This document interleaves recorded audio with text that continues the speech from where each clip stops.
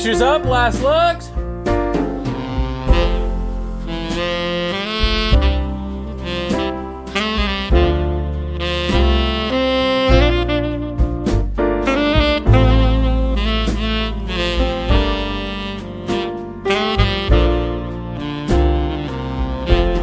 Welcome, friends, to episode 296 of the Ink to Film podcast, where we read the book and then see the movie. I'm writer Luke Elliott. And I'm filmmaker James Bailey. And this week we take a look back at all the things we covered in 2023. So I'd like to begin this retrospective episode with a quote. Time has two aspects. There is the arrow, the running river, without which there is no change, no progress, or direction, or creation. And there is the circle, or the cycle, without which there is chaos, meaningless succession of instants, a world without clocks, or seasons, or promises. That is from an author that we covered for the first time this year. Any guesses? It's very hard to just guess with this quote, but I'm just thinking, like, is it thoughtful icon? I don't have it. I don't know. Tell me who it is. All right, Ursula K. Le Guin. Okay. Very cool. And I really liked this quote because I think we often think of time as this more linear thing, the arrow as described here, which of course is important for change, for progress.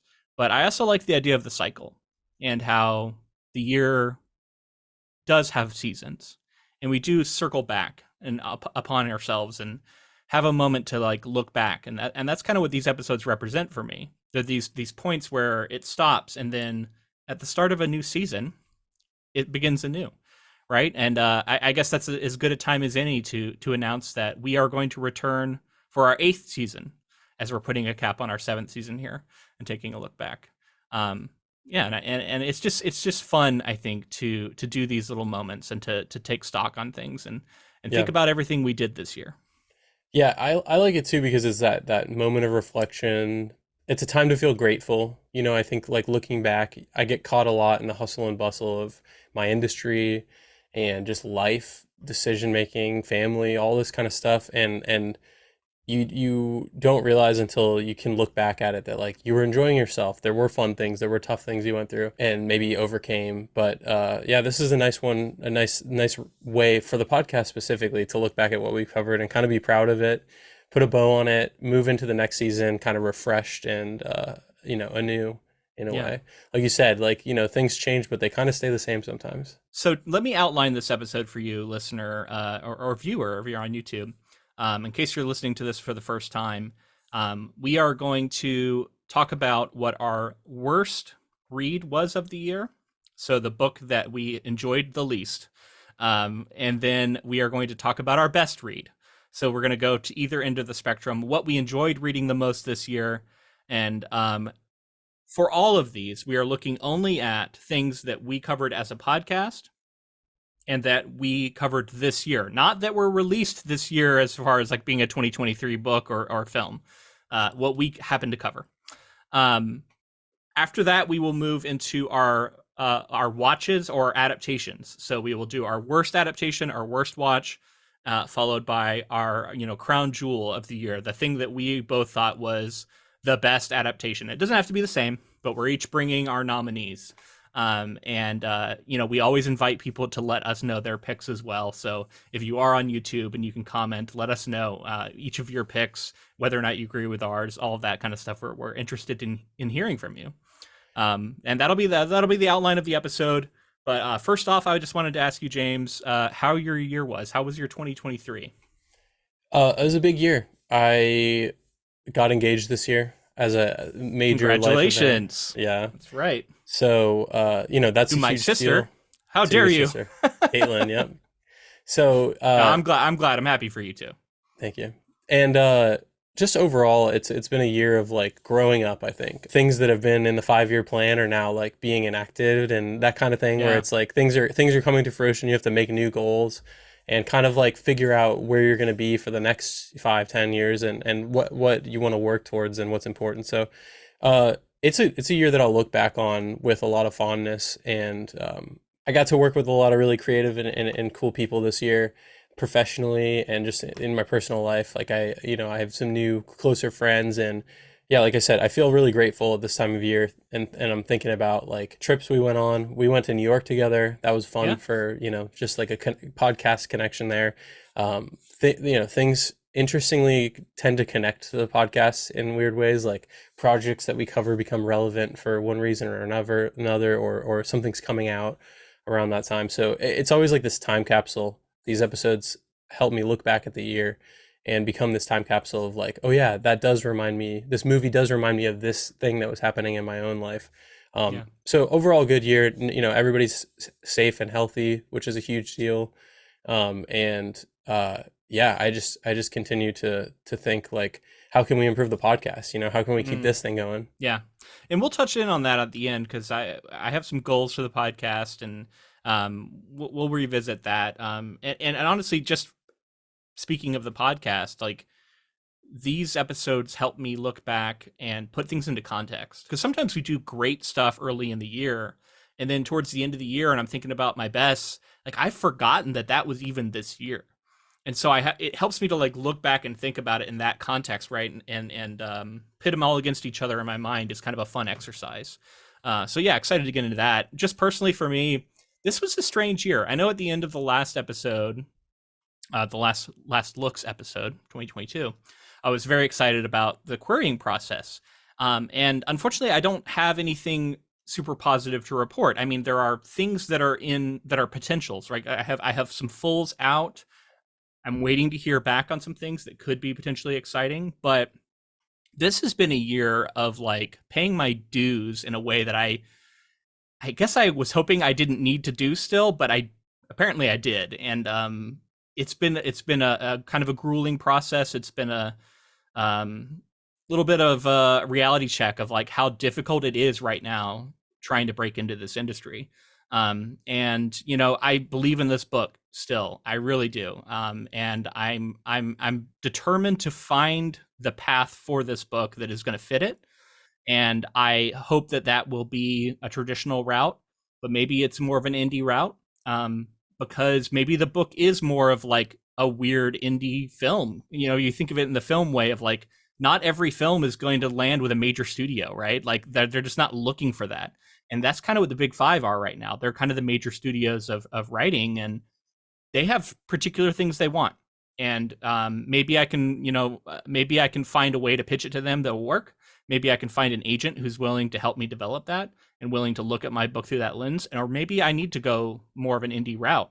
Maybe that's more appropriate for the story. I don't know. But my one of the things I'm going to talk about at the end is how I want to find that out next year. But this year has been kind of a frustrating one in that regard because there's a lot of waiting. It's a lot of no's. There's the path to becoming a successful published author is paved with rejection, and a creative life where you're trying to pursue art and this kind of thing, and you're trying to go the traditional route, finding a way through these gatekeepers, you are going to encounter so much rejection. It's so much more rejection, I think, than the average person goes through. Like we all deal with it a little bit in our own ways, but signing up to be a writer, you're just like signing up to just have way more than the average individual. And it's tough and it hurts. And it's something that you can talk about abstractly all you want, but when you're actually in it and you actually are getting the rejections, it stings. Yeah. And I don't know. It's next year. I am looking forward to continuing that journey. This year, I was able to develop a course that I taught at Rainforest Writers Retreat. And what I'm proud of with that is that I have now parlayed that into doing it for money. I'm going to be paid to give this course as an online course through Metro West Writers Guild, which I'll put a link to in the show notes. And people, if you're listening to this and you want to hear me talk about what writers can learn from adaptations, that's the name of the course. You can sign up for that, and you can come listen to me talk about that. So that kind of stuff, like that, developing the other side of my career is something that I've enjoyed doing. I was on programming at Oricon, at NorwestCon, and at World Fantasy Convention in 2023. I'm looking forward to doing some of that stuff in 2024. I'll touch on that at the end. So yeah, I mean it's been a mixed bag. Of course, in the world and in the country, talk about mixed bag. It's been a lot of just really terrible stuff happening, some good stuff. The conflicts all around the world with just are heartbreaking. The scenes that you see, the atrocities.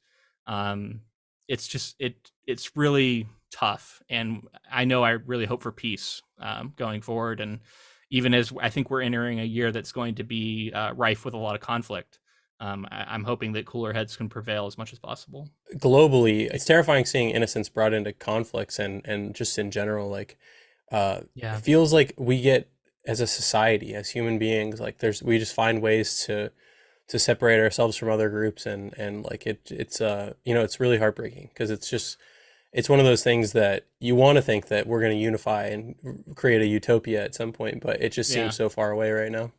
It's tough, man. And that reminds me of another thing I feel about this year, and that's that with honestly the fall of Twitter, now relabeled as X, and how much that broke apart the writing community has really been stark to me. Just how it felt like I was a part of this community that has now fractured, and there are pockets of it you can find in different locations. There's a pocket of it on Threads. There's a pocket on Blue Sky.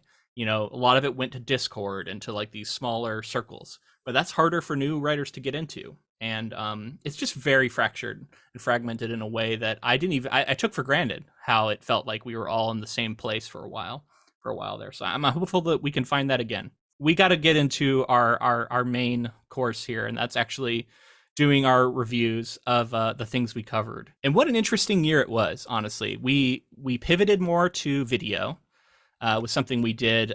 We kind of did it at a sort of a unexpected way. I would think if you were to describe it to me, I would have been like, "That's not how we're going to do it." But we did. So we had Laura from Why the Book Wins on, and the third episode of our Big Little Lies coverage.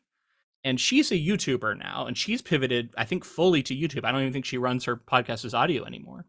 And so we thought, like, oh, we're having a YouTuber on. Like, we should release this as full video. We had been recording the video already and pulling clips for social media. So it wasn't that big of a change for us to do that.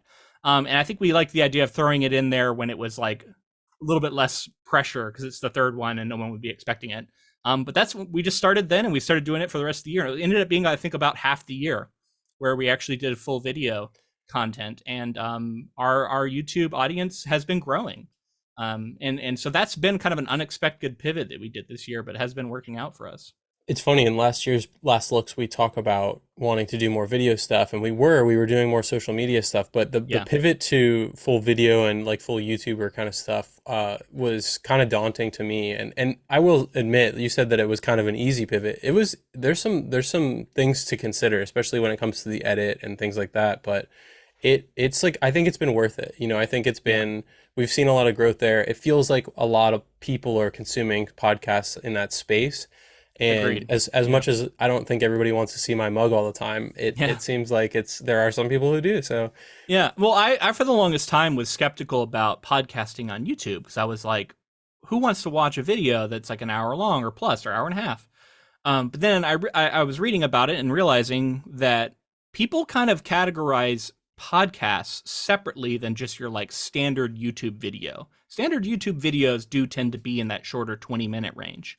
But there's kind of a separate category people have for their podcasts where they know they're not necessarily actively watching it, but they'll just throw it up on a screen. They'll throw it up on their iPad or whatever, and they'll just have it on. They can glance over it on occasion and feel like you're in the room with the people. But I think it's just like our media consumption has become so varied, and actually like we're pretty good at like changing modes a little bit when it depends on the kind of content that we're consuming. So I've been impressed, honestly, with our ability to actually get some traction on some of our videos, which do continue to be really kind of streaky and strange when all of a sudden one will blow up and it's hard to even understand why. I will fully grant that. But yeah, that was kind of where we were as a podcast, sort of continuing to evolve, and hopefully we'll continue to evolve in that kind of way. well, and also like as if we continue to grow, and I know we will on YouTube in a significant way, like I promise as a filmmaker that like more resources will be pulled into creating better looking content and heavier edits and things like that. But so That's always a balancing act with like how much yeah. time you want to put into it, because we never want to get to a point where either of us are burning out, Because one of the Well, I'm reasons we've been talking able to like, go as long as we've been going is because we have a good division of labor and we're able to fit it into our weeks and still be able to do everything else we want to do. So I never want to like lean on you too much for anything. So that's always the balancing act I think we need to try and well, strike. because we're both working professionally as well. Like this isn't our job, or at Right. least not our only job. If it is one Right. of our Not our only jobs, job. Yeah. I do treat it like a job, but it's not the only totally. job. Yeah, you have to be this serious about it. We've been going for long enough to where it is a legitimate job. But my point also is like we will invest more in gear. We will invest more in like setups and things like that to where we can. And like I said, like at some point we may even hire an editor. But this is all things that require a certain If anybody threshold to knows meet. any like cheap editors, let us know because Oh, like we I know don't have a some lot of cheap edit. money. I don't know. I know some cheap editors, but we're still not even in that threshold. So we'll get there. Well, man, I think we got to get into it. So, what did we do this year? I just talking personally when I look through the projects because we talk best and worst here. I looked through and I was like struggling to find worst. I think we had tons of stuff to look through for best. Just to talk about the podcast, the numbers. We Yeah, posted the raw 49 numbers. episodes this year. Okay. If you include this one, 50 episodes on the main feed. And that includes from the Vault episodes. That includes from the vault, yeah. Okay. So 21 projects were covered in that time period. So whether Wow, it that's was the same as 2022, by the way, because I have the numbers up for last year. So that same number of projects. That's funny how that worked out. 21, and it's weird because sometimes like Wheel of Time took us an entire month to cover for the Mm-hmm. novel and the show. And then there'll be one-off projects where it's we do everything, short story and the film in one go, in one episode. So for there to be 21 projects, I feel like that's pretty significant. You consider there's only 52 weeks in a year, and we're approaching like one every 2 weeks basically. So that's kind of cool Yeah, to note. I So think eight of that's the been about our rate. 8 of the episodes that were posted of the 49, 50, if you include this one, were from the Vault episodes. Yeah, I think that's the same amount that we did 8 last year. Well, it's a good way for us to balance our professional lives again as well. For Yeah, us to be able to, if I'm on a shoot that's multiple weeks or you have a convention or something going on, that's we still need to not be able even to, one a month. So I think that's still pretty good. we could at some point see that number shift to more like one a month. But right now, I think we're on a good track. So, talking about the number of books. So I'm counting Edgar Allan Poe's works as one book here. So I'll give you Okay. the numbers if we consider all the short stories their own. But 20 books we covered this year, and that's including short stories, novellas, children's books, novels, and like I said, poems. If you consider Poe's work as well, Yeah, if you include all of Poe's work as individual stories each time, 29 books were read. 29. Yeah. Yeah, it's weird because you're calling them books. I don't know, but it's like 29 sources. I don't know because like we're counting 29 in, reads. in the Grove, I think it was, or in a Grove that was the basis for Rashomon. That was a short story. So we've done some other short stories that we are counting. So you almost should count every Poe story. 5 short stories actually, and like I said, I'm not considering Poe's work all part of that, but there's 9 short stories that we read that were just Poe and one poem. So that's 10 works from Poe, and then 4 other short stories or novellas outside of that: Mm, Rashomon, The Fly, Rita Hayworth and the Shawshank Redemption, and Children of the Corn. I feel like it's one of the biggest number of distinct things that were adapted that we've done. Even if like the total number of books read, I think is probably down from some other years. Maybe not our lowest, but 4 children's books this year: Wizard of yeah, I Oz. did feel like we were reading a lot of children's books and a lot of like really classic movies based off of those children's books. Honestly, that's one of the things I'll remember most from this year, I think. Wizard of Oz, Pinocchio, Jumanji, and Charlie and the Chocolate Factory. There you go. 11 novels. If we were to just talk about books per se, Okay. 11 novels. 21 total watch projects. Hmm. 17 of those were films, and Okay. 4 being shows. It's like how does that all fit into the number of episodes we did? But it does.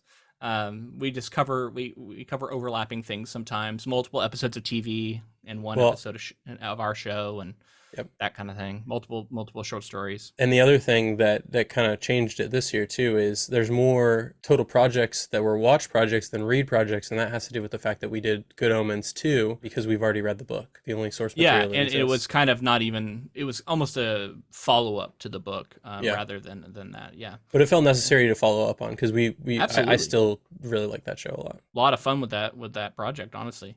How many guests do we have? So this year we had 4 guests. Okay, that is down. I That is think we down. had 7 last year. Yeah. Uh, I'll go ahead and say right now, I want to have more guests on next year. I think I said that last year, and then I totally fumbled that one, Well, seven last year was also with three different podcasts coming on for one project. which helped get our numbers up a That little helped get our bit. number to seven, yeah. But in general, yeah, I agree. I'd like to have more guests on. I'd like to have more. I'd like to have more. So just to talk about those guests too, we had Tom Leonard, we had Laura from Why the Book Wins, Mike Whittier, and John Langan. What an interesting array. So Tom Leonard is a great friend of ours, a longtime friend of mine, going all the way back. I mean, I guess for you too, but like he's basically a part of the family at this point. And he is also a history teacher. And so he joined us for All Quiet on the Western Front and was able to give us some really interesting perspective and historical knowledge Yep. on that project. And then, speaking of family, you had Mike Whittier on, who Yep. is your cousin, I believe. He's my cousin, yeah, Yeah. who's an actor. First actor we've had on. Yep. So that was a fun, fresh kind of perspective that we hadn't had before. And I would like to have more filmmaker types on, honestly. Yeah. That's something that I feel like we haven't done as much of as we could. It's definitely in the plans for sure. More filmmakers, more actors, more people involved, whether they're technical, and they're in like a camera department or some sort of audio department, or they're producers and they work on like the logistics. I think it'd be fun to have those kinds of people in. And then Laura from Why the Book Wins, she's a friend of ours who runs a similar kind of show, although she's sort of solo on hers, whereas we have this discussion format.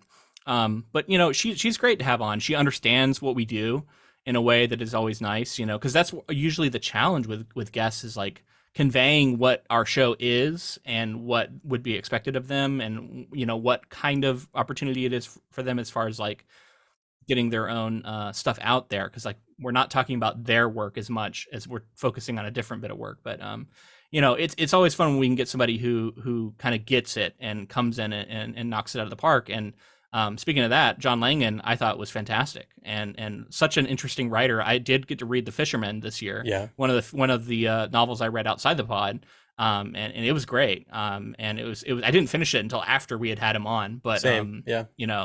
Really, really good book, and such a smart guy, such a insightful person to have a conversation with. And we got to talk about Poe, and as an English teacher as well, he just knew a ton about it. So thank you again to all of our guests, and we will have more, and maybe some of these will be recurring guests. We'll see. All right, I think it's time to move into our first category.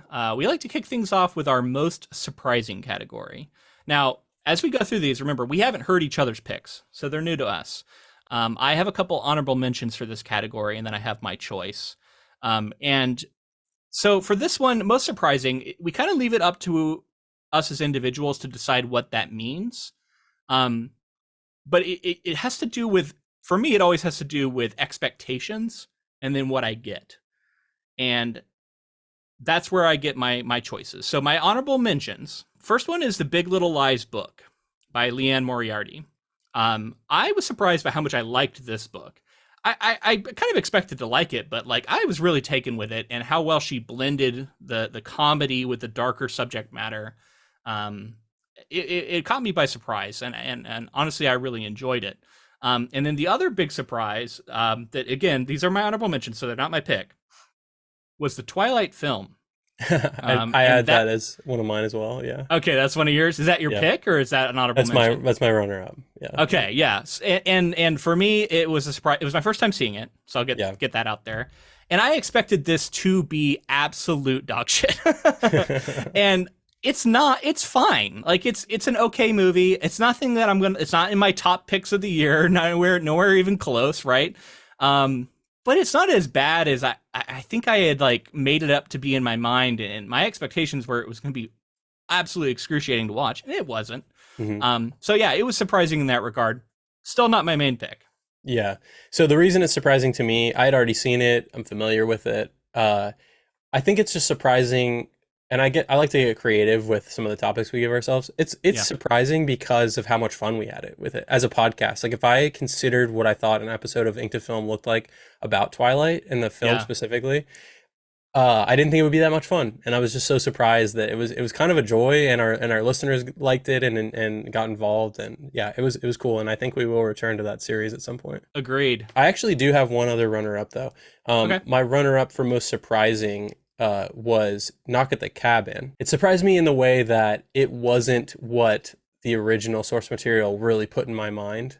Yeah, And we not should gonna, say we're gonna try not to like spoil, especially anything new. yeah, So we'll talk about things in vague ways. yeah, but Knock at the Cabin was I was like, oh my gosh, like I've kind of been building up Shyamalan in my mind. The last few projects he's done have kind of been building back some good grace for me, and I was like, this is some really, it's got some rich source material that he can do a lot of cool things with, and it fits kind of that Yeah, Shyamalan twist kind of style. But he really kind of changed it, and I yeah, think that that surprised me for sure. big changes in that one. It was surprising. That's a solid pick, honestly, as far as like what you were hoping for and then what you got. Okay, so how about actual pick? Should I give mine first then? Go for it, yeah. All right, so mine was the Trainspotting book. Cool. It was written in this Scottish dialect that I had heard that that was the case, but reading that was unlike anything else I've ever read. Um, I walked away from it feeling mixed because it was a very difficult read for that reason. The prose was just tough.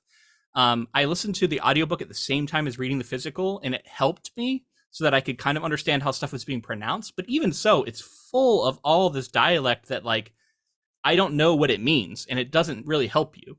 And I had to like look up some of it. You know, I think there's a glossary in the back of the book that like helps a little bit, and like you eventually get to the point where you're almost like translating this other language.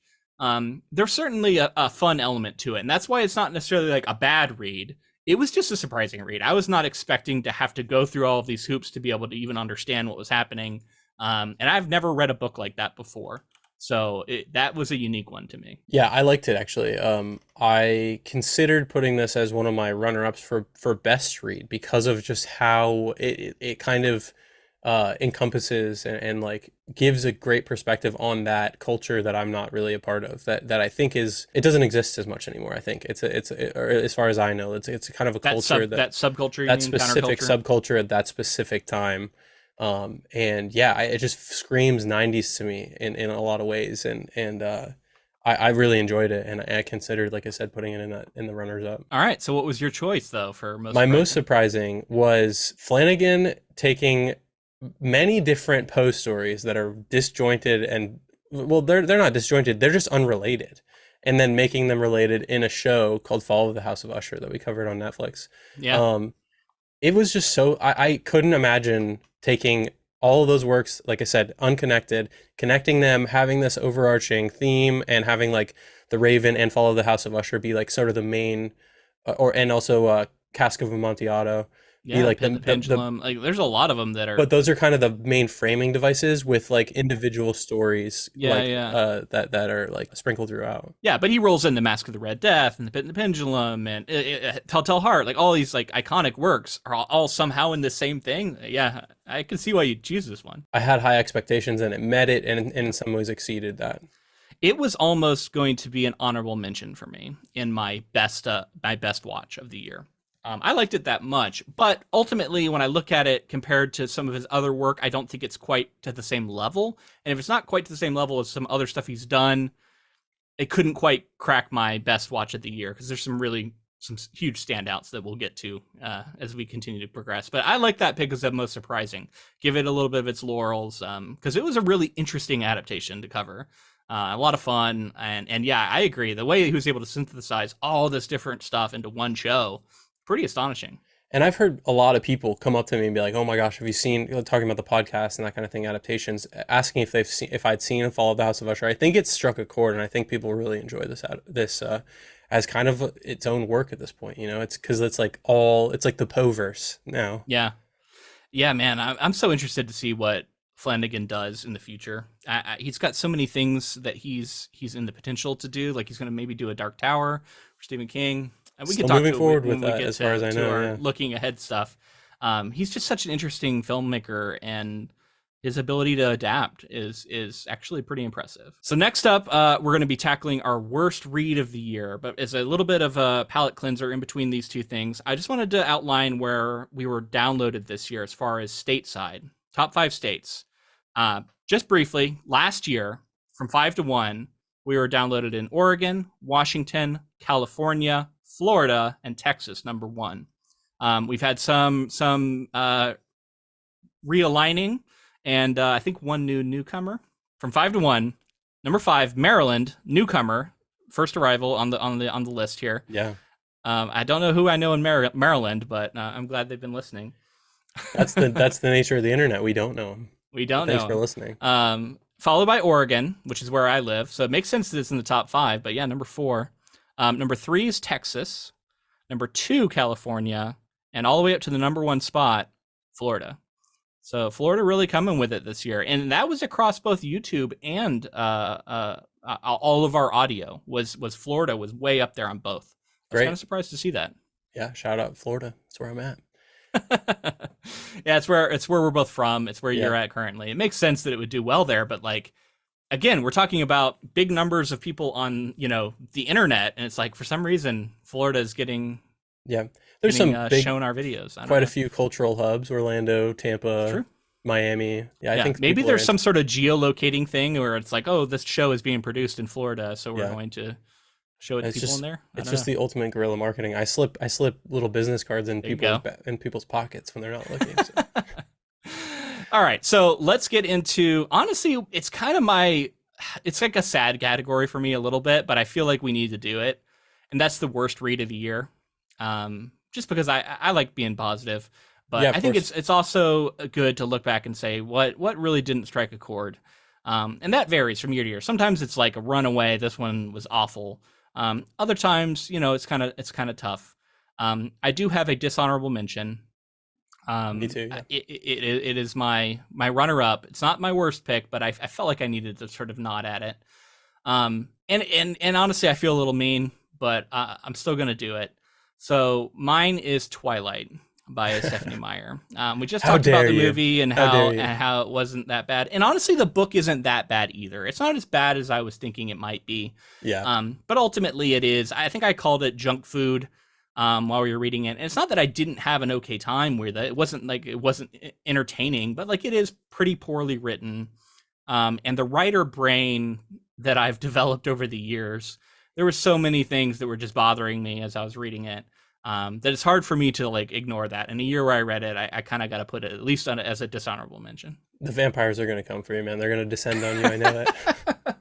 Yeah, I mean, I can understand choosing that. I'm sure some people are like, even fans of it, I think would admit that there are some things about it that would have it in a category like that. But my runner up, my dishonorable mention is Pinocchio.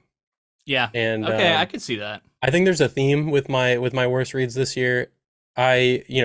Granted, we're not the target demo for Pinocchio, but Pinocchio also had Yeah. some lingering Written hundreds of things. years ago. Yeah, it had some lingering things that just don't hold up, and like I think we called it like parental propaganda or something like Yeah. that, and The it the really whole is. book is like, do this or else, something bad will happen to you. And a lot of that, it's just like you're whacking me over the head with it, and this isn't the kind of book I want to introduce to a child I may one day have either. I will because I'll probably show them the film or something because I Yeah, enjoyed that quite a bit more.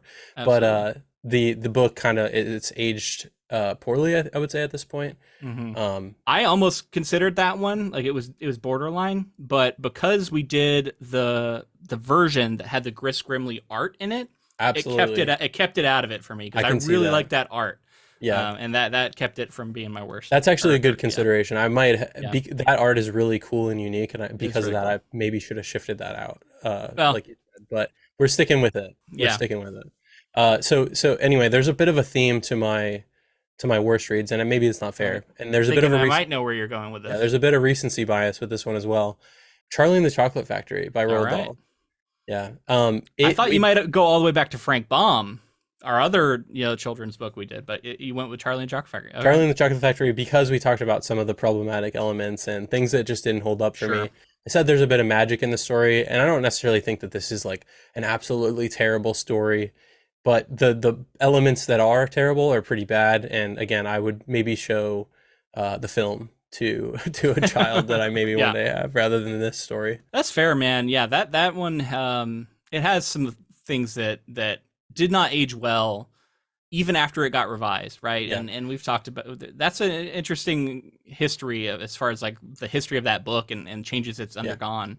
And to Uh, address it for people who didn't maybe listen to that episode, there's some racial over and undertones maybe like there's some Yeah, racist no, it's things that are racist, right? Like yeah there's some racist stuff that goes on. It's not overt, but it's there. And it used to be worse. Is the thing that we sort of uncovered as we looked into it. But still enough to make you uncomfortable. But I mean, also overall, the book is, I don't know, it doesn't have quite the magic of the films. I think that probably affects it too, right? Like it's Yeah. not just that. There's other elements that just it feels like at some point it's redundant, and you're going it's the formula, you see it and they're going through, and I know it's a kid's book and maybe it shouldn't be held to that kind of standard where it's going to surprise you along the way, but it was fine. And Yeah. ultimately, like in a category of in a category like this where we've covered a lot of great things this year, it stood out to me. All right, that's not my choice. So I have one that might surprise you. I had to kind of dig to highlight, but it stood out to me ever since I read it, and it was just like this one was just a very unpleasant experience. And that was reading The Gold Bug by Edgar Allan Poe, Okay. which was one of the short stories we covered for The Fall of the House of Usher. It was the title of one of the episodes in The Fall of the House of Usher, and it was a stinker by far compared to all the rest. I didn't really get it. I just think they liked the title. There was a certain element of like being greedy, I guess, but the story itself featured a really unfortunate and racist caricature of a black person that made me super uncomfortable. Yeah. And even I think for the time was racist. And it's just bad. It just leaves a bad taste in your mouth. And then beyond that, it was a story all about this like deciphering a code that I found super boring. It was just so dry. I didn't care. Very tough to read. And among all these iconic works from Poe, it really stood out as a very different kind of one. The adapted episode is unrecognizable from the source Yeah. material too. Like the one that we got for Flanagan, it wasn't even it was one of my least favorite episodes I think of that season. But I think like the things that bothered me about like the Oompa Loompas in Charlie and the Chocolate Factory, you're highlighting this character is even more so offensive Oh, even more so. in Yeah. crazy ways, and it's like you said, it was difficult to read. Yeah. And honestly, I thought like you might not even consider it because it was, again, like one of the many stories that we read for Poe, but Yeah. it really stood out to me. I had to highlight it. Oh, man. I hate talking about worst reads. So let's move on. We are going to get to our best reads. But before we do, I wanted to talk about some percentages real quick, just briefly, because this was an interesting thing for us. This was a change this year. And I didn't break down the percentages of previous years, but it was much different. This year, we got 44% of all of our downloads from YouTube. That was a huge shift. Like we had done okay on YouTube leading into this, but as far as like percentages of the whole, now I made sure, by the way, didn't include YouTube Shorts, and I didn't include any views on things that didn't come out this year. So this is Mhm. only on content released this year. And because of that, that shows to me that YouTube is definitely something we're going to have to lean into going forward because we're getting a lot of traction on there. Outside of YouTube, just because I was curious to see, our next two biggest, 29% on Apple. Still a pretty large share of our listeners are coming from there. I think it's a lot of our diehards who've been with us for a long time who just listen on audio or happy listening to audio. And like, I'm so grateful for them and happy to have them. And then beyond that, Spotify was our third largest, and that's only at 9%. Meaning our Apple is like 3 times as big than our Spotify audience, which if you look across the industry, that doesn't really hold true for like the greater trends. So I feel like we almost need to like shore up our Spotify numbers a little bit. Like I don't know what we can do more to get Spotify listens, but we're not getting as much traction there Yeah. as maybe other shows are. I mean, if we get Taylor Swift on the podcast, our Spotify There you downloads, go. because I heard she was the most listened artist on there. So if we get her on the pod, we're Yeah, you or know, Travis Kelce. or Travis Kelce. I mean, but honestly, if you are someone who listens to us on Spotify, make sure you leave us a rating. I guess maybe that'll help. I don't know. But anyway, I just thought that was interesting. And then, of course, like the other percentages is just from all the other things. Like there's a bunch of other places that we are at, and it's a lot of like little 1%, 2% kind of things. But we appreciate listeners wherever they come from. I just thought that was an interesting thing to note, how much of our lion's share of our downloads are coming from YouTube this year. But let's get into my favorite category, arguably, and that's the best read. Yeah. We'll knock out both book categories here early. Do you want to start off on this one? Sure, yeah. I have a couple runners up here. This is Okay. the best read, And if you and say a project that is either a runner up or my pick, I will chime in. so I had a couple on the best read and best watch. Those are the ones that are harder to whittle down. So this in this case, I have two runners up that I'll talk about. The first being All Quiet on the Western Front. It was a really moving story from a perspective in the war that I haven't like experienced much. And it's like it really highlights the tragedy of it. And again, talking about being grateful, like that's not something that I have to go through. Yeah. And You that mean like you haven't experienced it through media as much because it's not covered as much as World War II, no, I right? mean Or from the something. German side. Especially from the German side. Yeah. Yeah, specifically, yeah. That yeah, seeing that perspective, and it's not just this the winners create the story and the dialogue going forward, like hearing from Germans and Yeah. Specifically, Eric Maria Remarque was the author of that one. And I will go ahead and say that was one of my honorable mentions. yeah, So I'm with you, man. it's What a haunting powerful book. stuff, and it's like it feels like fiction at times, and it's like which Yeah. you know he fictionalized some things, but ultimately like based on stories that he cobbled together from many different people. He was, he himself was a veteran. Yeah, Yeah, powerful, and it's an anti-war book, and that's the kind of stuff. If I'm going to read about a war that I'm interested in, I want to read about what it was really like, that shows how awful it is, and doesn't try and aggrandize it, doesn't try and spin propaganda about it being this great thing. yeah, And it was like one of my favorite books is The Things They Carried, and by Tim O'Brien. And this to me was like the forefather of that book. It was that kind of thing, and it was one that a lot of people read in school, and I had somehow missed. So I was so glad to get to go back to it and yeah. read that book. It's the kind of it shows the horrors of the scenario, and it does it in an unflinching way that allows you to kind of say like this is what we hope to not repeat, and these are the lessons to be learned when it seems like again our even our world currently is many countries are on the brink of war or at war currently, so it's a scary thing to contend with and what human beings are capable of. Do you want to give your other honorable Sure. mention? Did you say you had another one, or Yeah, you're my other one is The Cabin at the End of the World, Paul Tremblay.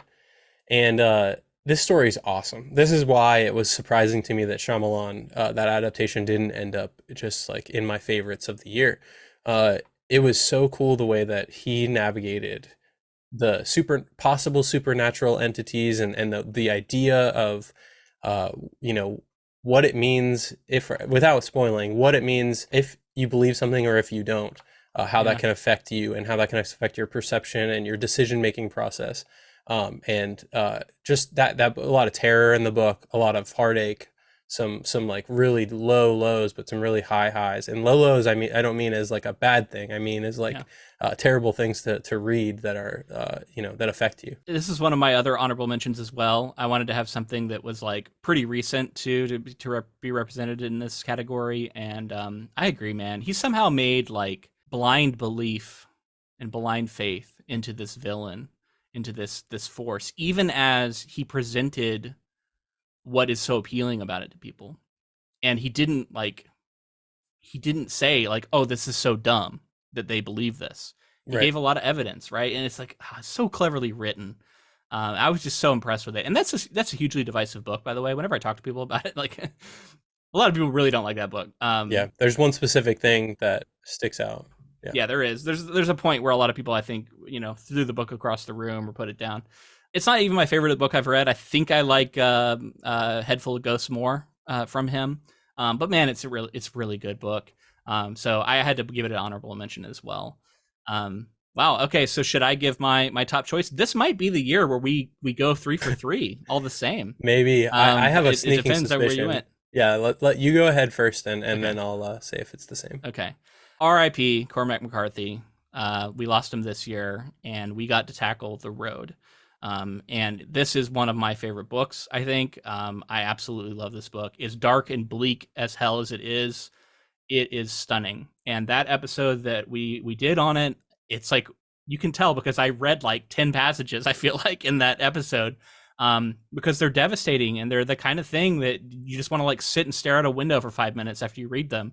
Like it's so good. It's so rare for me to find stuff like that because it's just hard to make, and it's a rare talent to be able to produce that kind of thing. And I just am hugely impressed with him.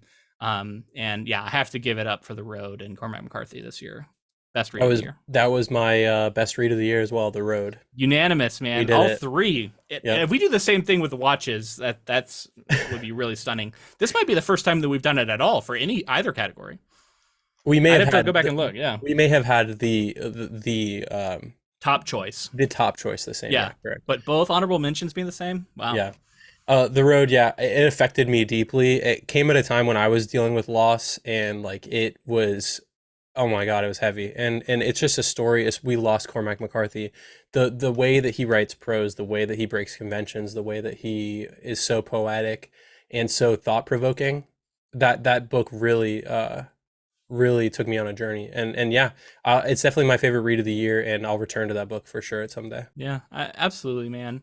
I also can't wait to cover more of him. I know he's had a few more adaptations. There's a talk of this Blood Meridian adaptation that I really hope we get, so that I can read that book and we can cover it on the pod, because I would love to return to McCarthy. I will give a quick shout out to a book that I read outside of the pod, which I know is not typically what we do, but I did read some books outside in this other like book club I'm in, and I Hmm. got to read the first Murderbot book, which is called All Systems Red by Martha Wells, and I just really love Murderbot. I'm so late to this, but like Murderbot has been talked about a ton. And then of course after I read the book, we get this announcement that there's like an adaptation coming. Alexander Skarsgård is going to star in it, and I'm like, oh, I'm super excited for that. Now it could be a project, but it's just funny that that happened to happen after I'd read the book. But I really enjoyed this thing, man, and I hope that actually one day we will get to talk about it on the pod, because it is really fun. Yeah, you should read more like critically acclaimed and like universally loved material so that it gets adapted soon after. I think that's what the moral of the story is there. Yeah, apparently. All right, man. Wow. So best read. That's so cool that we were in full agreement there. Let's talk about the top 5 countries we were downloaded in real quick outside of the U.S. So last year, from 5 to 1, we had Belgium, Germany, Canada, Australia, UK. This year, at number 5, we have Sweden, knocks out Belgium. Number 4, Canada. Number 3, Germany. Number 2, Australia. Number 1, UK. So a lot of similar ones there, but just some interesting jockeying that went on, and that's including YouTube. I rolled them all in together.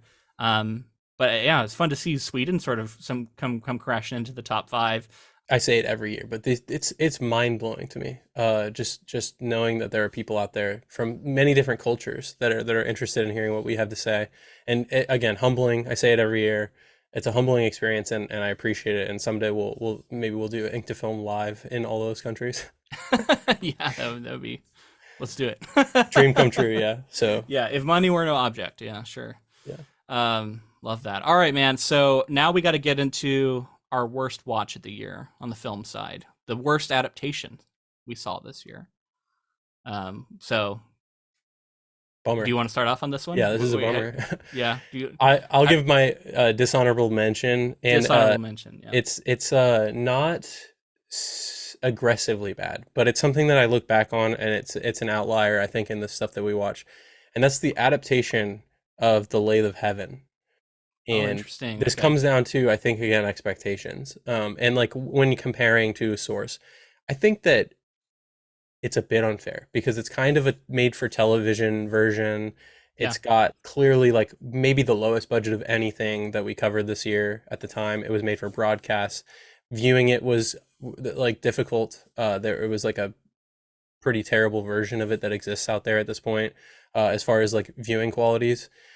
And they did the best they could with some of the experimental stuff with like the light and the smoke. That stands out to me visually, but outside of that, it didn't even get close to capturing what I thought Ursula K. Le Guin was able to in a really like almost like metaphysical. I don't know if that's the correct term, but like a journey that like No, I think that is the right outside term. like the realm of anything that I would consider to be like realism. So it was really cool. She's such a brilliant writer, and she was honestly, The Lathe of Heaven was almost one of my most surprising choices, just in how much I was expecting to like and enjoy and be engaged by Le Guin, and I was, but in like a way I didn't expect, Hmm. and with a plot that I did not see coming, and such a fascinating book, and like ultimately I didn't love it, but I have so much respect for it, and I enjoyed it, and like I want to read more Le Guin going forward, to sort of round out my exposure to her because I haven't read like a ton of her stuff. Um, and then yeah, this adaptation, I think the only reason it didn't make my dishonorable mention, or top choice, was that made for TV aspect of it. Like I gave it credit for doing what it did on the budget it had, Hmm. because there was some actually pretty interesting interpretations of these scenes that I was like, how are they even going to attempt this? And then I was actually kind of impressed. Yeah. So ultimately, yeah, I couldn't quite get it that low, but I can see why you would. So I have to get my dishonorable mention out of the way, and then I Okay. can get with my worst. Yeah. I can do back to back if you want, but Go my for it. my dishonorable mention was Knock at the Cabin. Okay. As we discussed, you talked about for your most surprising, and for a lot of the reasons you said surprising, it was my runner-up. Bad Watch. Um, it had things going for it. It had some good performances. There were things to like about it. It just flubbed the ending so badly that it just the whole thing deflated, and I left that theater feeling so disappointed. Um, to me, it took everything that made Tremblay's book interesting and made everything about making that premise work, and changed it in a way that made it to where that premise no longer worked for me. I was just so bummed, and I really wanted the magic that Tremblay was able to achieve in the book with the way he staged that ending and the way he approached it very meticulously. That to me, just Shyamalan did not seem interested in even attempting. Had his own thing he wanted to do, and did it, and made the whole experience feel cheap and fundamentally less interesting. Yeah. I'm gonna pile on because this is my worst watch of the year. Okay. So to pile on, you fundamentally change a story that had a lot of like nuance to it and ambiguity, and instead make a decision, say this is what's happening, and it's way less interesting. And then, like you said, the ending is just botched and doesn't understand the story from the outset, like the point of telling the story, and got wrapped up around the idea of like people coming to a cabin and coming after this family. I think it's held back by limitations of vision. I think like Shyamalan decided this is with this. He I think from what I understand, he was fascinated in telling a story about X thing, and that's not what Yeah. Tremblay set out to do. And so like it should have just been its own movie. It should have been a separate thing. Shouldn't have been an adaptation. Performances like Batista was cool in it. I Yeah. like a lot of the people that are in it. There were some moments. There's some moments of tension. It's well shot in certain scenarios and Sure. certain moments, but it falls short of what it could have been, and Yeah. it's so unfortunate because what are the chances this gets adapted again? Yeah. Pretty low. I do hope more Tremblay's work will get done. Yeah. Such an interesting author, and I think that how good the book was, I think, did also really make it such a stark contrast when we got this film. But it wasn't ultimately my top choice. Although, talking with you about it, maybe it should have been. But my top choice was The Children of the Corn by Oh Stephen King. wow. Okay. Not the story, rather the Yeah. adaptation. The film. Yeah. Fritz Kirsch did this thing. I just thought this was. I mean, it's super schlocky. It's very B movie. It's very 80s, and I like a lot of that stuff. So I Hmm. can see why maybe it wasn't as bad for you. But Had you like seen it before? I had never seen it before. Okay, yeah. So that's I think nostalgia blinded me here a little bit because I didn't Yeah. even consider it. Yeah. I had no nostalgia blinders for this thing. I was just like, man, this is just kind of a bad movie. It Yeah. just everything about it, the whole ending, like choices made throughout, performances were just so stiff and strange, and yeah, there's some moments that will that will stick with me, but like it's just overall not a good movie. Yeah. And so to me it just stood out as the worst thing I watched for the podcast this year. Watching this at sleepovers in the like 90s and early 2000s and that kind of stuff, I think definitely skewed my opinion on it because yeah, when you talk about it, you're like, of course, yeah, it doesn't even get close to Stephen King's original work, but I think of that kid and the cornfields, and I think of like how much it actually did scare me when I was younger. But it totally makes sense. I get why you picked that one. We can move on. We have our main event coming up, but before we get to that, what we've done historically is given our top 10 most downloaded episodes, and that we give that for a reason, and that's that I think if people wanted to look at like what's hot, what's doing well, what's getting a lot of downloads, they can go look for that. But I found an interesting discrepancy that I talked to you a little bit about before we started, and that's that on YouTube and on our audio across all other platforms, we got pretty different results in our five most downloaded things. So I kind of wanted to present those separately. So I'll just do the five most for each, and there's only one thing that overlaps. But let me give it to you. Do you want YouTube or do you want all audio first? Let's start with audio. We had number 5, creepier in the film, our watch of Twilight, episode 263. We already talked about this project and how much we actually had a pretty fun time and covering it, and I think it was popular as evidenced by this. Our number 5 most downloaded across all audio platforms, and then number 4, wild POV usage, which was our read of The Cabin at the End of the World. I already talked about that project, how much we like that book. That episode came in at number 4. Number 3, The Weeping Tin Killer. This was our first episode of the year. It was our talk on The Wonderful Wizard of Oz by Frank Baum, I think was the author's name, written in 1900, which we haven't talked about The Wizard of Oz at all, so it's nice to kind of touch base here a little bit. That was an interesting project.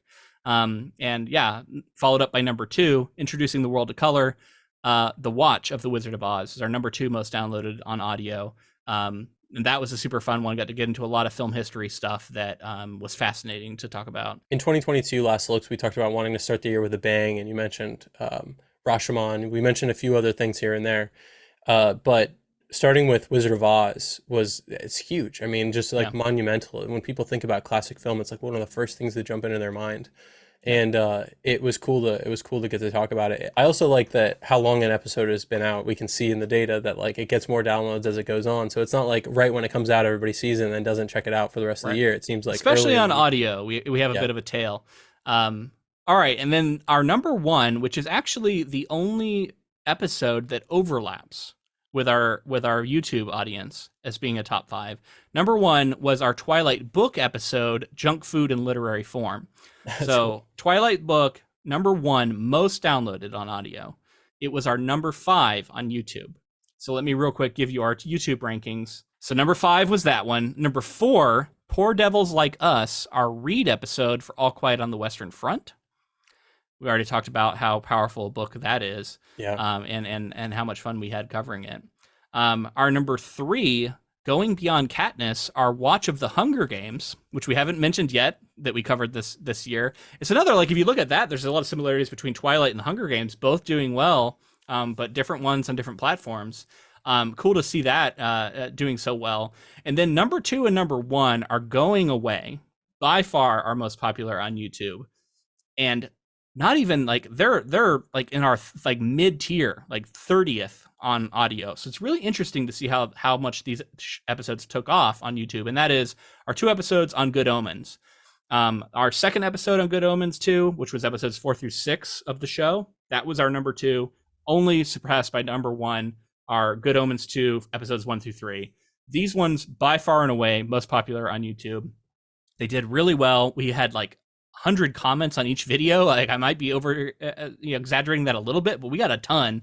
People were really passionate, wanted to share their thoughts with us. And honestly, I love that. Like I wish we could have more of that in our other episodes, just like the engagement. Like it felt like I was in this, like, I wanted to say book club, even though this wasn't a book episode, but like I was in this like show watching club, and we all got to talk about it, and we gave our takes on the episode, and then people gave their takes in the comments, it was really cool to see. And it was so interesting and so strange too, how it really took off on YouTube and didn't do nearly as well on audio. It's also a huge like inspiration for us too. Like we get a lot of energy from that, right? Like getting to engage with fans like that. And like we do typically have a few people that we'll communicate with here and there per episode. But like seeing that level of engagement was really fun.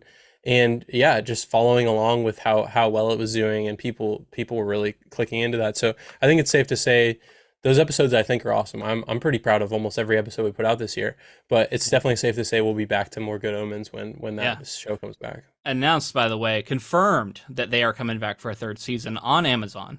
I think the showrunner is changing. Neil Gaiman's still like Heavily involved. primary showrunner, but I think the Yeah. co-showrunner he had is changing. But it's going to be we're going to get the adaptation that we were all hoping for, I think. So yeah, we'll definitely return for that. I mean, we have to. Okay, so time for the main event. It's our best watch of the year. It is the best adaptation we covered as a podcast for the year. Doesn't have to be the same, but maybe it will be if history has shown us anything from what's been going on so far this year. How do you want to do this one? You want to start off with honorable mentions? You want me to? So I have a feeling that these aren't going to line up for us, but what I am going to do the easy thing here, and it's a little bit of a cop out, and it's something that I've done in past episodes, and point to a couple that like have just like sheer impact that can't be overstated. And it's Rashomon and Psycho are two films that like stand in the pantheon of greatest films ever made, and it's so weird to even try to compare them to anything that's like come out in the last year or so, Yeah. or something even that's like 10 years old or something. Like these films are like made by filmmakers that influence a generation and continue to be like the historic figures in the industry with Kurosawa and Alfred Hitchcock. And so like those, I'm just gonna say I'm setting those aside in a different tier. They're excellent. So They're so amazing. those are not your honorable mentions? I couldn't even put them in my honorable mentions because I feel like it would just be one and two, and they're both like I could swap them either way. Okay, well those are my honorable mentions, both Okay. of them. Yeah. So I'll go ahead and I guess talk about those a little bit because it was my first time watching either of these films.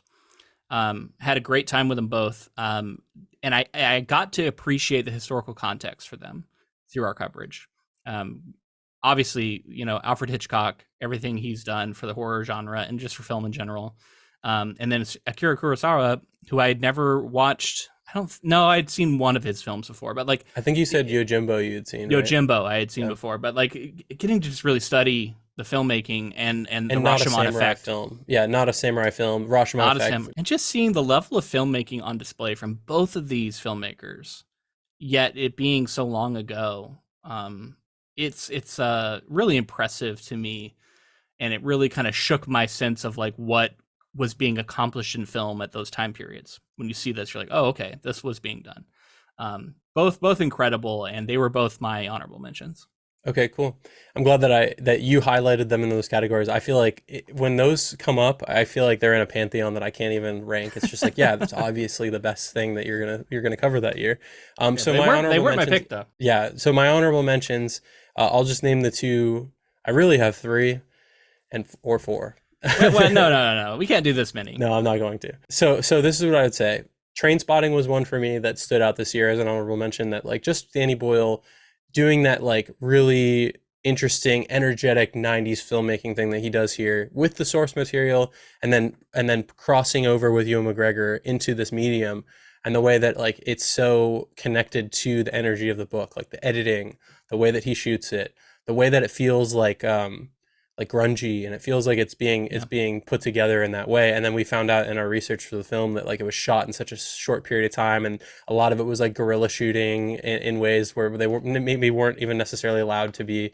I thought that one stood out to me as one this year that I look back and I'm like, that's just an excellent movie, and an adaptation that I'd seen before, but one that stands out as like probably one of the best watches of the year. When I was trying to cut down my honorable mentions, that was one that got cut.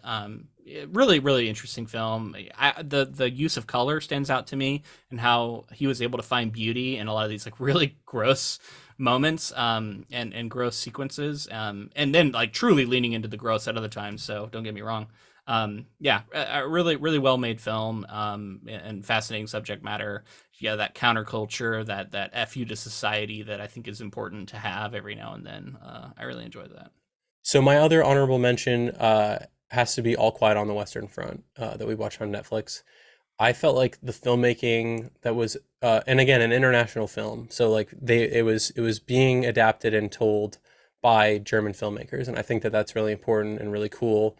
And again, harrowing. I think it accomplished a lot of what the book does here. It is so stark in ways, and they really shot in trenches, and Yeah, it's one of those two together, the source material and the adaptation, really leave a lasting impact on me. Yeah, I really like that one, man. I do find that I can't put an adaptation as a best of if I know I picked the book in the episode.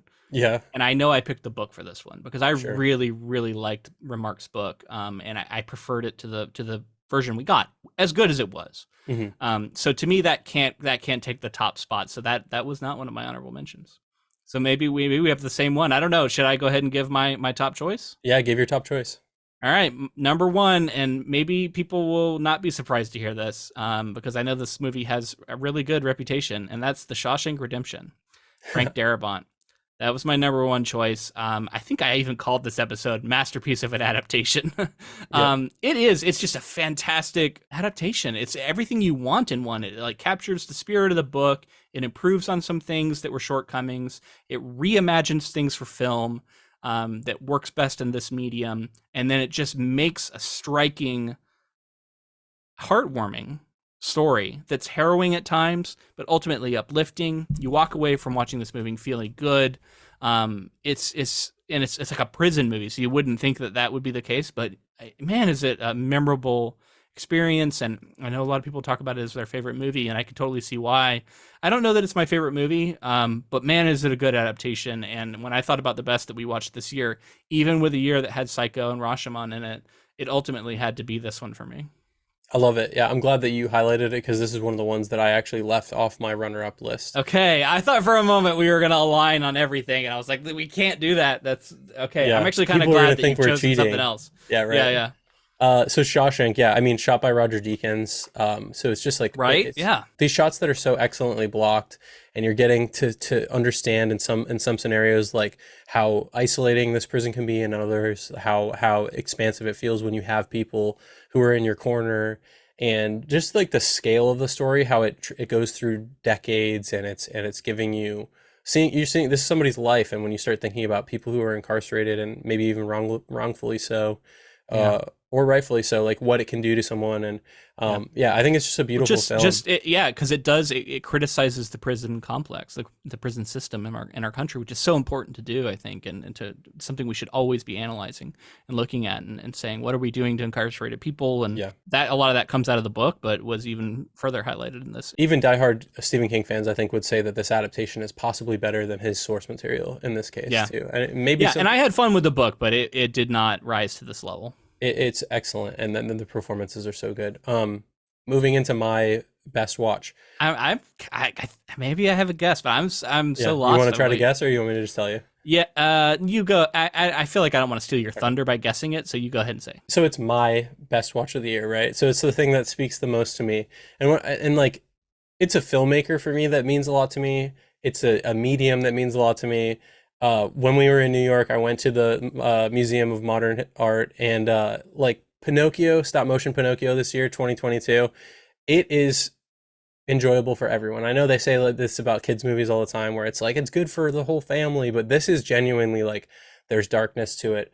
There is moments that are taking down fascism in a Pinocchio story that's like, Yeah. and then just the meticulous craft, like the stop motion animation is always going to be something that really speaks to me. And they always push the envelope with the technology and the way that they can move so much in the scene at the same time, and getting to see the armatures and the way that they do this. It's like that. It's like a every stroke of a painter being shown like in real time kind of thing with this kind of filmmaking. um yeah, and Guillermo del Toro, I just love that person. He is somebody that I look to as like he's like a advocate for film. Every story he tells I think is worth listening to, and his version here, it just like will stand with me. And this is the ultimate version of Pinocchio to me at this point. Yeah, I agree, man. I'm glad you chose this one. It was just outside of my honorable mentions. It was knocking at the door. It was my guess for what it. I was sitting there like racking my brain trying to figure out what it would be, and that was the only one I could come up with. I was like, maybe Wizard of Oz, just because of how like historically interesting it is. But I'm like, no, if you didn't choose Psycho, then you wouldn't. So I kind of figured it out, and then I was like, oh yeah, stop motion is a big thing you're passionate about.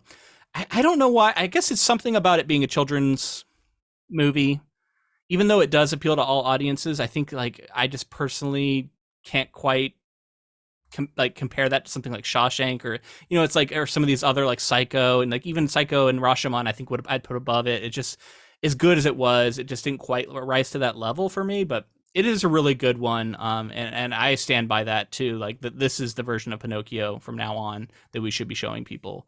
Totally. And so heavily inspired by the art of Gris Grimley, which was really cool to see. So yeah, I'm glad we got to highlight that one, and we weren't in full alignment because that's not as interesting, I think. So what we like to do here at the end of these last looked episodes is look ahead. We've already mentioned a few things we're looking ahead to, but there's always more. There's a few things we haven't talked about yet. Do you want to lead off with any things you're looking forward to, either that's going to be coming out next year or just in the future in general? Some synergy for the podcast. Obviously, we've been anxiously awaiting Dune. We thought we were going to get it this year. I think even last year in Last Looks, I kind of laughed at myself because I said I wouldn't be surprised if it got pushed back. And little did I know, like a writer's strike was gonna and like we couldn't have foreseen SAG that. strike. Yeah. That's another thing to just be grateful and think about too, is like as artists, like hopefully continuing to advocate for ourselves and for I a love better that tomorrow. collective action through a union coming together and successfully negotiating more fair terms. And you saw that with the writers, and you saw that with the actors. Like, that's amazing. I'd love to see that. I wish we would see more of it. Yeah. Ultimately, and I don't mind projects being pushed back because that's what we needed at the time. And Dune was one that got pushed back. And honestly, like more time for a project is usually not a bad thing. Usually that means that they have more time to get I things haven't right. watched a single Dune 2 trailer. Yeah. I think maybe there was an early teaser I watched. And then I said, you know what? I'm not going to watch anything because I know we're covering it. And I'm so excited about it. I don't need to be any more hyped for this thing. Right. Because we loved that original film. As long as everything works out with scheduling, Fonda Lee has also already talked to me about how she would be excited to come back. So if we can get her on, that would be super fun. Definitely looking forward to Dune 2. The Sandman season 2 is supposed to be coming in 2024. So that would be super fun. That was I love those comics so much. I would love to return to that world. Yeah. Neil Gaiman again. Yeah. I love Neil Gaiman. I love the Sandman. It speaks to my emo heart, and it would be fun to get more of that show on Netflix. I really like the show, but I think seeing it even improve would be really fun. Man, I'm excited for so many things. I'll rattle off a few here. Greta Gerwig is going to do a version of Narnia, Chronicles of Narnia. And I think that's the time where we get to finally tackle that, because we've talked about covering Narnia a bunch of times. It was an important series for me growing up, and like very like foundational fantasy series and fantasy book. And even if I look back at it today and I'm like, I have mixed feelings about how heavily religious it is.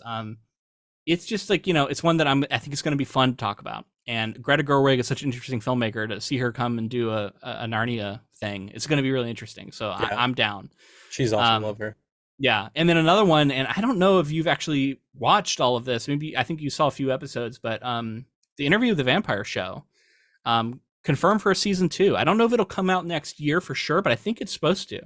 And I really enjoyed that first season, man. Like finishing it out, I was really taken with it. And as much as I liked that film we covered on the pod, like that season of television was so good, and it improved on so many things. I really had a great time with it, and I'm excited to see what they do with the other part of this story that they have yet to tell. Yeah, I need to watch more of it. I think it's held back by its network right now too. I think they need to be like. I really think it's wide from now. the I rafters.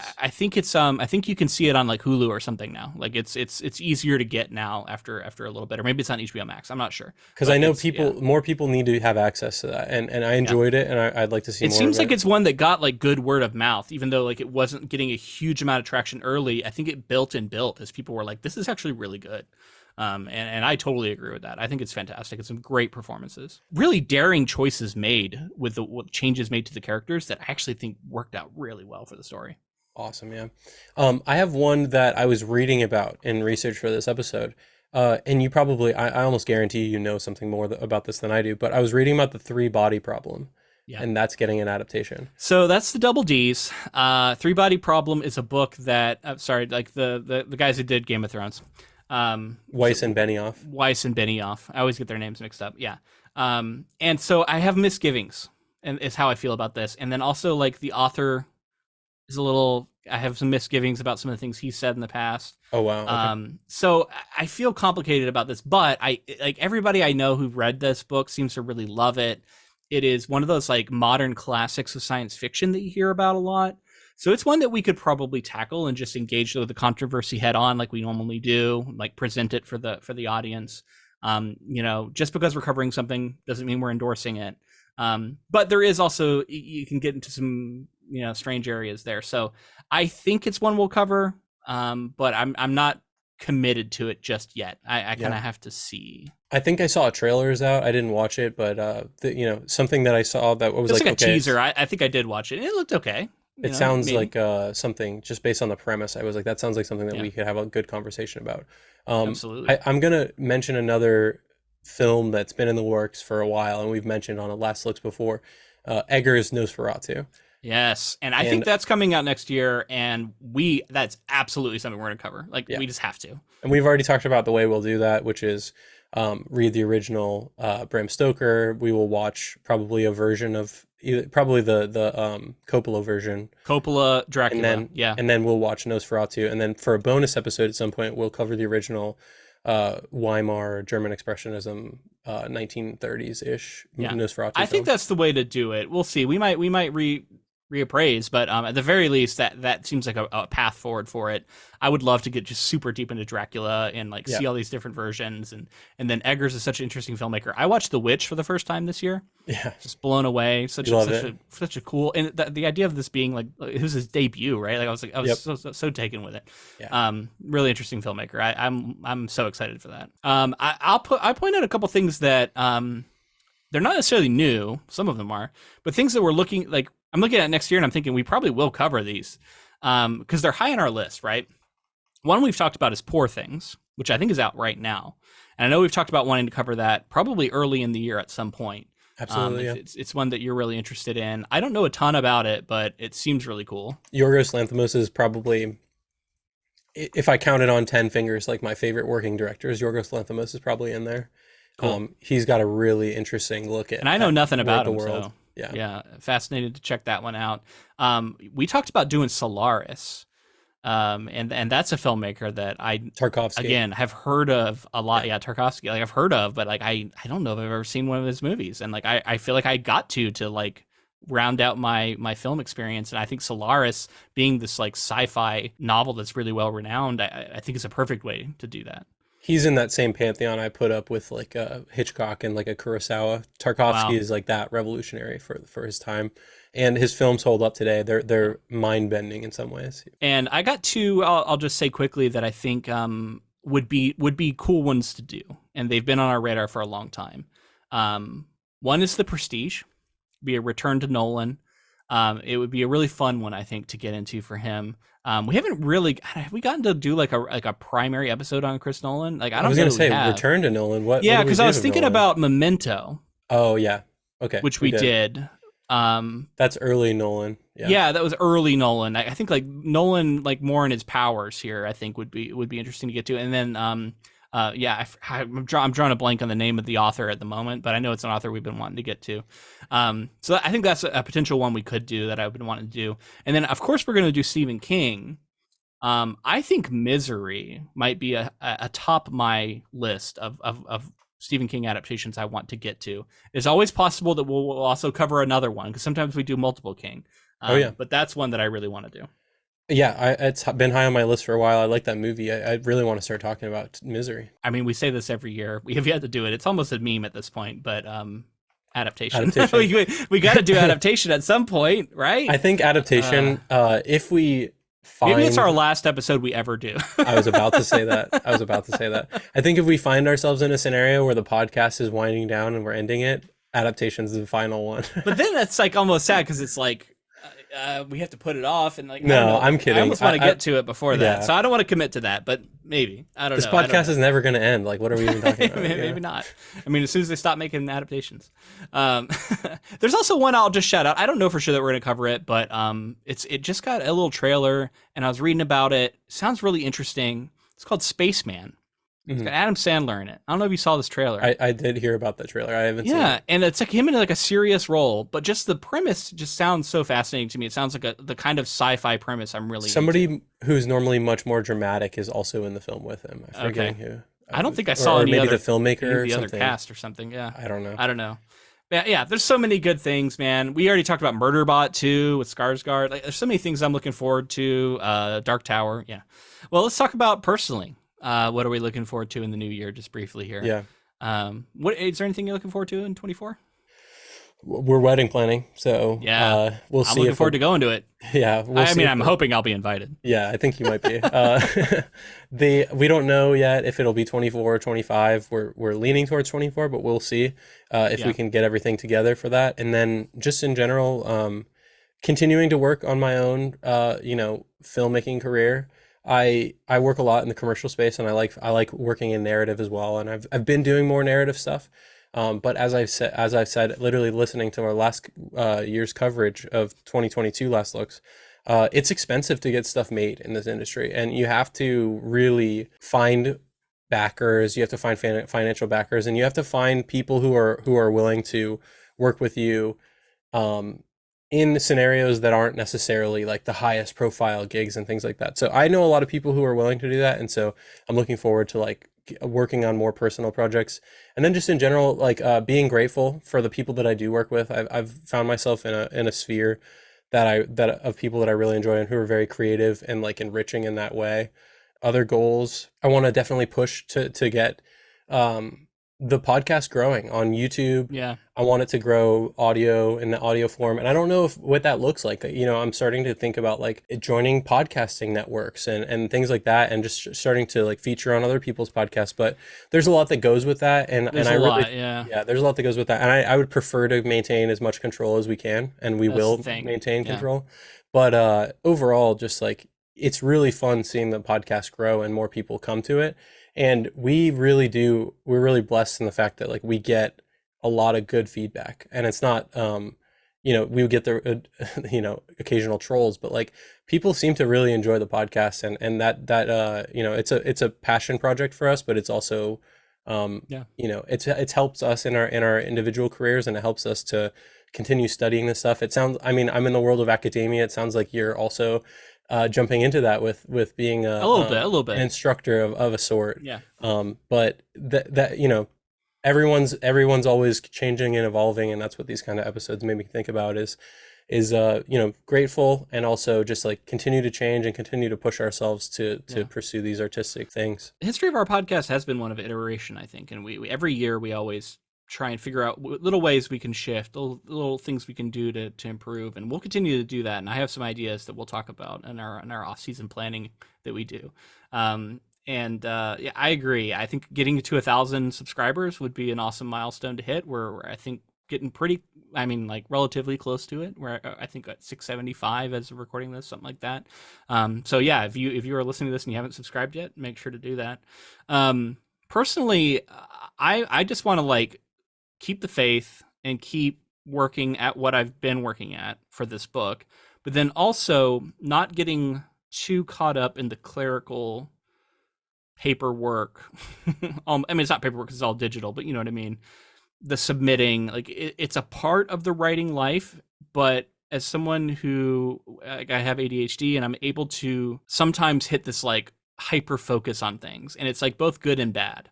And I Hmm. think in some ways it works for me and works against me. And with the submitting stuff, it's very easy for me to spend all my free time obsessing over the process and obsessing over reading everything I can and learning everything I can, and reading the bios of all these agents and figuring out how to just perfectly customize my query letter, and just like it there is a like diminishing returns on some of this stuff, and yet it's a really easy way to sink my time, and that is time that is taken away from my ability to do other creative work and create more art.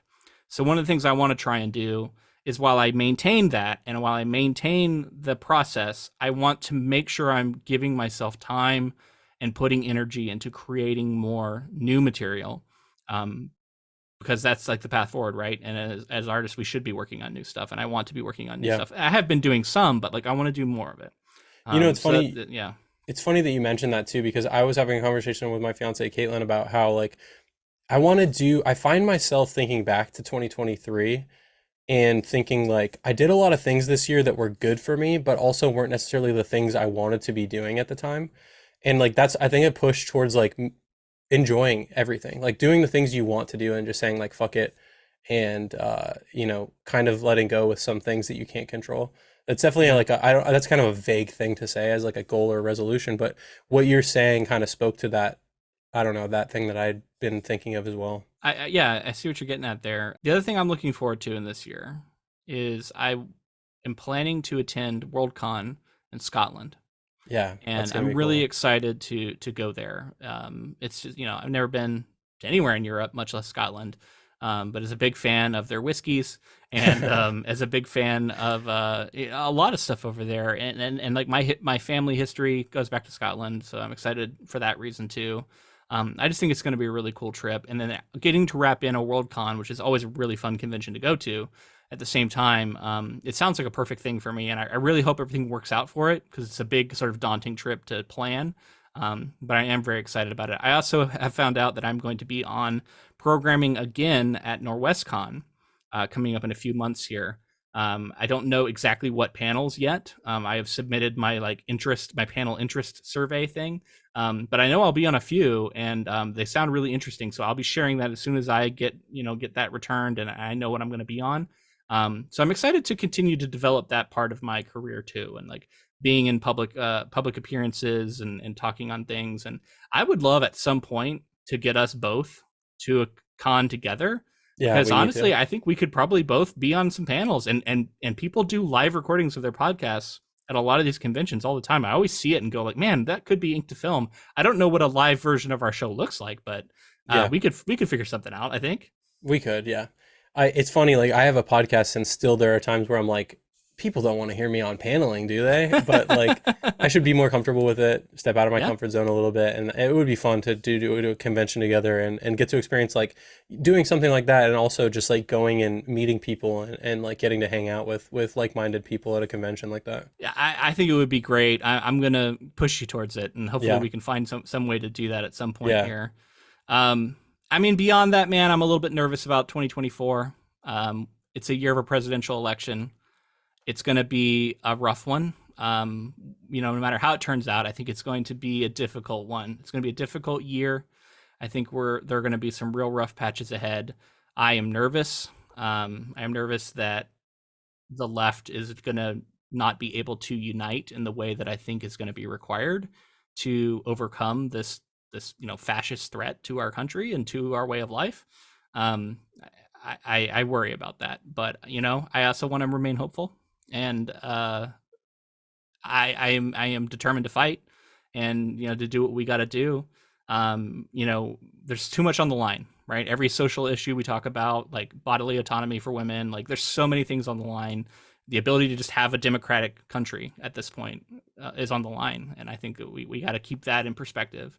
Um, and yeah, beyond that, I just hope for peace and hope for an end to the bloodshed. agreed. I mean, it's a sad way to leave off this episode, but I agree with Yeah, you. It's like it's the state of the world currently, and yeah, we need to be moving in a direction that we want to leave for the next generation. And I think right now, as things stand, I would hate to leave the earth and in the state that it's in. So yeah. let's try to make the world a better place. Let's try to vote accordingly and advocate for the things that need to be advocated for. Absolutely, yeah. Let's talk a little bit more, just so we don't leave it quite there. But I am looking forward to our eighth season, which is what we'll be coming up with here now, and I think it's going to be a fun one. There's a lot of things on the horizon that I'm excited about. I think it's going to be a good year in adaptations, at the very least, and I am excited about that. And I hope that everyone will stick with us. We'll be off for a few weeks while we prepare for the new season. Then we'll be back, and we'd love to have you join us then. So until next year, Keep adapting.